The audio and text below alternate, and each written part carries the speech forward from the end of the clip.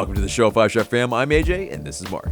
Before we get into it, become a member of the Notification Squad by hitting the bell next to the subscribe button on YouTube. This segment is sponsored by Thinking Man Tavern, a cozy Decatur neighborhood pub. Grab a tasty beverage from a wide variety of selections and a plate of something delicious from the menu. To go, check out Thinking Man Tavern.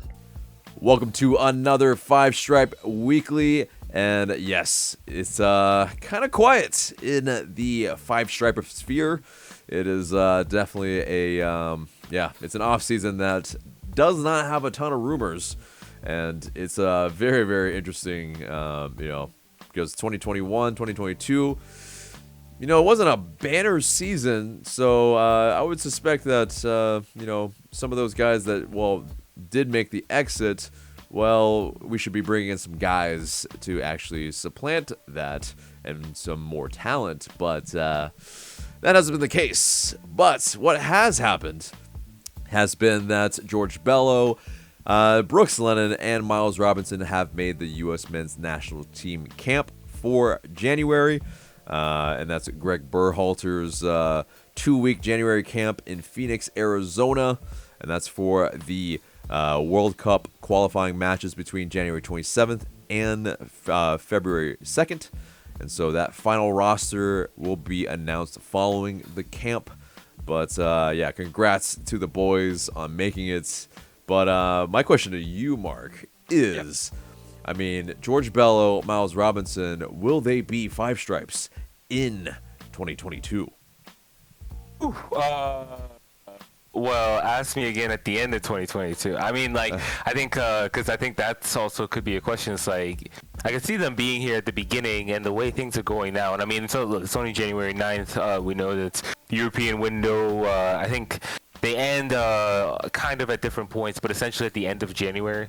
And so it's just not a lot of time to get a deal done for what would be losing a significant player for Atlanta United. Now, some of the rumors that we've seen Atlanta United linked to center back, for example. And then, of course, we know that there's Gutman. Do we still have Gutman, or did we let him go? Yeah, no, we have Gutman. Mm-hmm. Okay, yeah. And so, in case that you have to figure he's an insurance policy in case Bello gets moved on. But I think also the summer, there's the fact that we're seeing rumors about those players now means that there's obviously some interest in them. But I think it may need to materialize over the course of 2022. And so I think the summer is probably more realistic for one or both of them moving on. Mm-hmm. Yeah, I'm inclined to agree. I think Bello may be the one that moves earlier than that if a good offer does come in. If that offer for Miles Robinson for $8 to $10 million was true, do you think it's kind of low? Do you think it's just right, or should we get higher? I think it's right, and so I think a lot about his name is escaping me, but the Red Bulls center back who was linked to West Ham and Premier League moves, and essentially Red Bulls. Aaron Long, that's what his name is. Essentially, from what we understand, Red Bulls turned him down, and then an offer like that never really came again, and he kind of missed his window, at least at that point, to join a Premier League team. And so I think if the opportunity is there for Miles, I think it would be a good move from among other reasons, PR reason, for Atlanta United to kind of accept an $8 to $10 million offer. Obviously you want to negotiate. You don't want to take the first offer, but I think ultimately, I think Atlanta United needs to establish themselves as a pipeline to Europe, because I think that's going to be something for MLS teams to demonstrate going forward. There's something we've talked about a lot on the show is that there's definite interest in MLS players from European teams, and so case in point, Ricardo Pepi who went for 20 million to Augsburg. I mean, that's exactly. Daryl DK seems like he's on his way. Yeah. And at one point there was rumored that there was a $20 million offer on the table for him. So I mean, I think if Atlanta wants to keep recruiting from South America and also locally, it's going to be important, I think, to demonstrate that they can be a pipeline to Europe. Yeah, I mean, DK did go to West Brom, and so, yeah, that did transpire. And then, yeah, I mean, Robinson, it's funny, in the Twitter sphere, there are people that pretty much have been lambasting the front office of Atlanta United for not taking that $8 million offer if it was real, and that we're holding back Miles Robinson. And it's like, yeah, I mean, I could see that if we actually did hold him back and didn't sell him. But I think, yeah, to your point, taking that first offer, no. Like, that's, in this point, you get the highest and best offer that you can get. And, I know you enjoyed that reference, but, yeah. Anyway, but yeah, so it's one of those that's, yeah, I think it'll come in time. And I think Miles Robinson, that's probably more likely in the summer. Agreed. But the good thing is that to circle back to how we got to this conversation, they're part of the national team setup, and so that is continued exposure for them, especially as they are World Cup qualifiers and an actual World Cup this year. So yeah, I mean, like, I don't think Atlanta United should be rushed into a decision. But ultimately, if there's a chance to move both of those players onto Europe, yeah, it behooves them to be able to do that. Right. And then also, I mean, it's not to the detriment of the actual, like, being able to win as well. I mean, that's the thing, too, because it's like, all's well and good if you move on a player, but then you have to have the replacement in the talent level. And if you don't, well, then people are going to be pissed at the actual fans of the team. Like, that's what matters more than, like, oh, yeah, hey, there's a pipeline to Europe, and the U.S. men's national team fans are happy. Like, who cares after that? I mean, if you're not winning trophies. So, Right. Yeah, exactly. I'm certainly not advocating for us to become FC Dallas, you know what I mean? Right. As impressive as their pipeline is, like, yes, absolutely still want to win MLS Cups and other trophies domestically. Indeed, exactly. So, next up are those rumors that we had, just only one this week, unfortunately, and it's for a backup striker, which, on the outset is a good thing. And so Seattle Sounders striker Will Bruin, who had 3 goals and 4 assists in the 2021 season, has apparently drawn some interest from Atlanta United. That makes sense, as Gonzalo Pineda is our head coach. He was an assistant coach over there. He obviously knows Bruin very well, and I believe did play with him as well. So there is that aspect of it that is clear in some familiarity. There's that kind of striker that offers something of a different dynamic than Josef Martinez. But what do you think? Is this, the type of striker that we need to go after? Because, he is still recovering from an ACL surgery as well.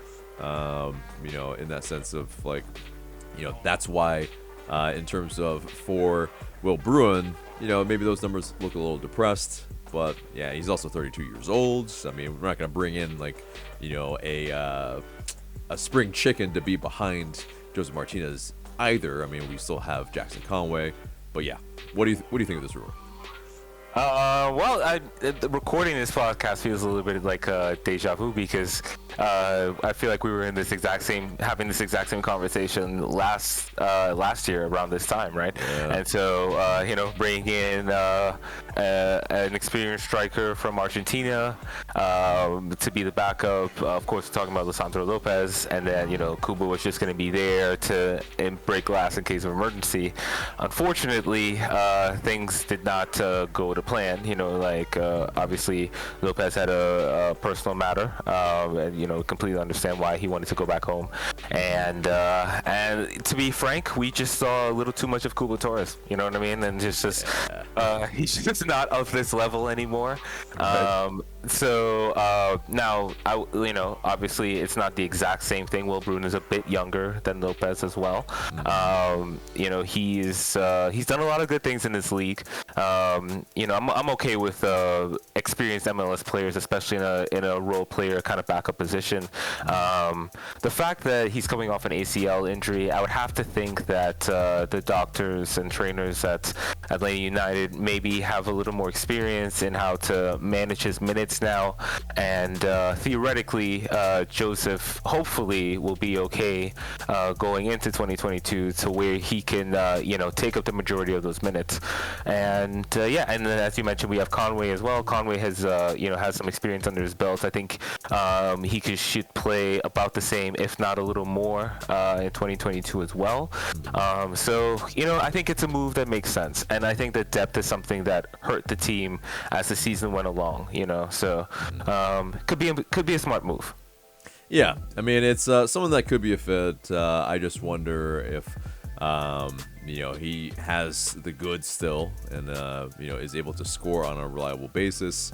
And we do need somebody in a sense that can also do a little bit of what Josef Martinez does, so that we don't have to change our entire setup as well when he's out of the team. And so there is that. I mean, you're not really gonna do like the same type of striker every single time, but you still need somebody that can maybe do that.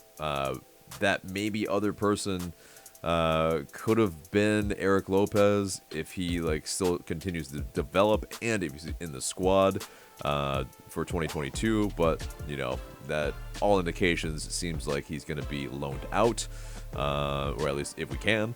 But I mean, I'm not mad at it, but I think we can maybe try to see what else is out there as well. I mean, it's not maybe the absolute sexiest of moves, but it could solidify some areas that are of need, especially in that veteran department. But also moving on from that into some Atlanta United 2 news. They signed Vicente Reyes, academy player, and also Jonathan Vilal, and then he's a midfielder. And basically, there are a couple moves to solidify Atlanta United 2, and so we'll see if Rocco Rios Novo does come back or not. Apparently, Atlanta United are looking for another experienced backup keeper, which screams out that, they didn't mean to let Alec Can leave. Because, you pretty much have one of the best backup keepers in the league, and you just let him go for nothing. It's just ridiculous. Anyway, moving on from that, we don't need to talk about it again. We talked about it on a previous episode, so we can wax poetic. Yeah, we can wax poetic on it, maybe on our own time. But to the article this week from Felipe Cardenas that definitely drew some eyeballs and had some spicy things said for sure. One of the things being that Josef Martinez, wants to die here in Atlanta. He said, quote, "Obviously I want to hang up my boots in Atlanta, but I won't play for free. Everyone knows that. You can't give away your work. I want to renew my contract and end my career here. That's what I want." He also said that he wants to hit 200 goals, and that also he wants to be the league's best paid striker. He doesn't want $50 million in 1 year, but he wants a salary improvement, and most importantly, that they guarantee those additional contract years, which will be interesting if we do. But he said he's never really, or he's not never, but he is not really thinking about leaving, MLS or LA United. He doesn't want to start from scratch, because basically he would choose Atlanta 1,000 times over.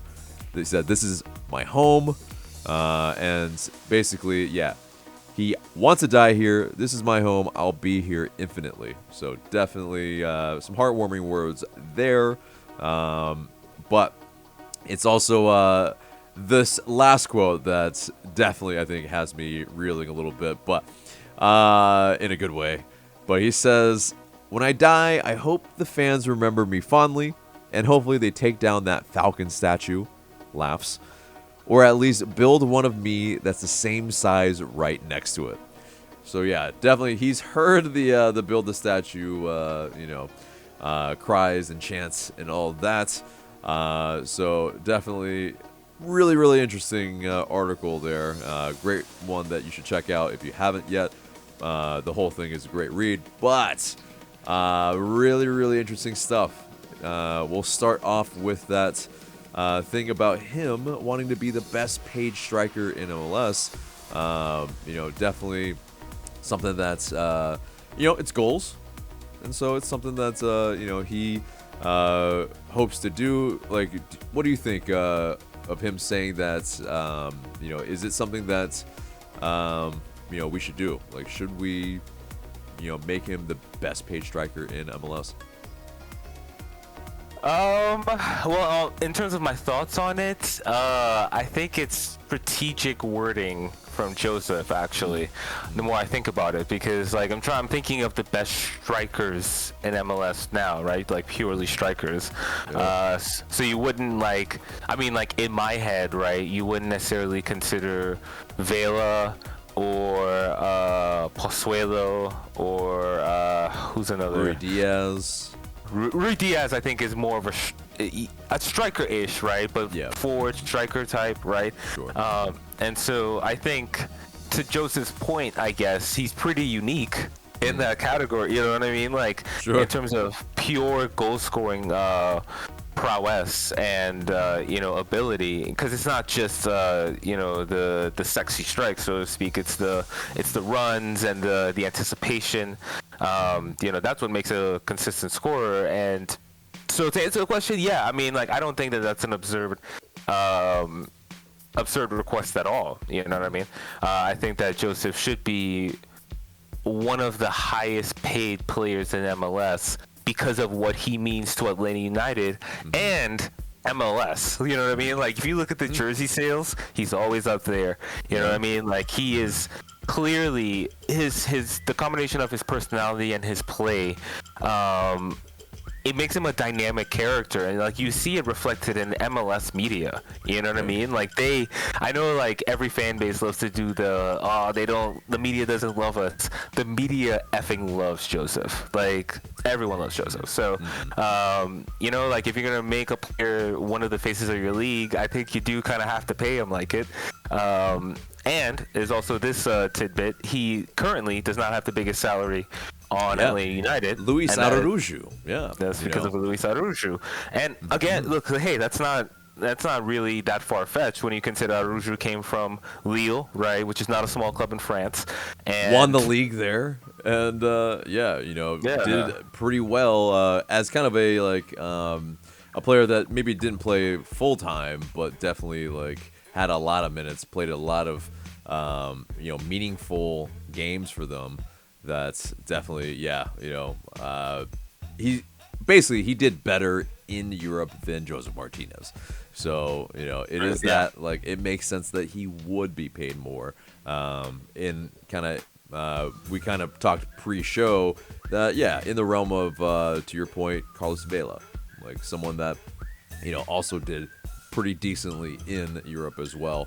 Kind of on similar levels, maybe didn't win, some trophies like Araujo, but definitely, Josef Martinez though has proven it here, and exactly. I think that's that thing, and even last year, it's a really great goal return, and especially I think the link up play that he definitely played a part for the team as well. I mean, it was definitely super tough, I think, for him to, reintegrate himself in every aspect of our play fully, if, that's what we're all expecting. I mean, he definitely, I think, still very much super productive for the games and minutes that he played. And still, recovering from that ACL surgery. But the other bits of him wanting to die here, is this just conjecture? Is this he's trying to angle for this contract? Like, what do you think he's trying to get at? I think it's all of the above. I think he means it. I think that his ultimate desire is to stay in Atlanta because, it's like, think about how you would approach a job. You know what I mean? Like, let's say someone offered you a job in another city. Well, you would try to get the biggest salary that you could, especially if it's a city that costs more, right? You would try to get them to pay for moving and so on. And so you would take that back to your current job and say, hey, they're willing to pay this much. Can you match it? Like that's again, I think that and except in this case, like there is no other team at this point, right? Like Josef isn't matching offers that we know of. He's just saying like, hey, I just want to be, well, not I just, but I want to be one of the highest paid players in the league. And I want to be that for Atlanta United. I think it's pretty clear what he wants, and I think he's laying it all out on the table. That's one thing, that's what stood out to me. It's just the directness of it. Like, hey, I'm not going to do this for free. And I definitely want an increase in salary. And so I think it's it doesn't give Atlanta United any excuses in my head. You know what I mean? Because it's like, it's pretty clear what you have to do. And so it's just a matter of making it work if you want to. So yeah, because that's the interesting bit too as well. Like, so I asked you that question, and it is one of those things where the timing of this article, right? Like, why is he speaking exclusively to Felipe Cardenas at this time? And so that's part of it, I think, is that he sees the importance. He sees also that there is somewhat of that kind of the weight that he can kind of like push around just slightly at this time too, because there's not really an heir apparent. There's not really anyone that can replace most of what he can do as well, not within the league anyway. Right. And so it's something that's maybe